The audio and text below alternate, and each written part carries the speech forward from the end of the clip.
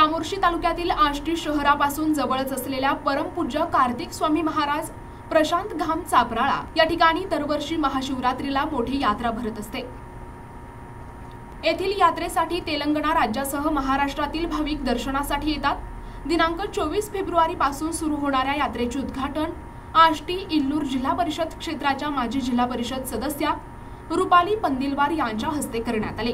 महाशिवरात्रीच्या पहिल्या सलग 4 दिवस महाशिवरात्री उत्सव असतो। त्यासाठी यात्रेदरम्यान यात्रेकरूंच्या सुविधेसाठी आष्टी, चामोर्शी, गोडपिंपरी, अहेरी येथून राज्य परिवहन महामंडळाच्या बसेसची सुविधा आहे।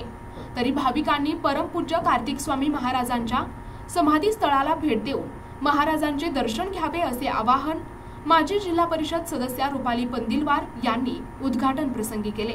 यावेळी हनुमान मंदिर प्रशांत घाम चपराळचे अध्यक्ष संजय पंदिलवार, रामचंद्र बामणकार यांच्यासह मंदिराचे पदाधिकारी आणि भाविक भक्त उपस्थित होते।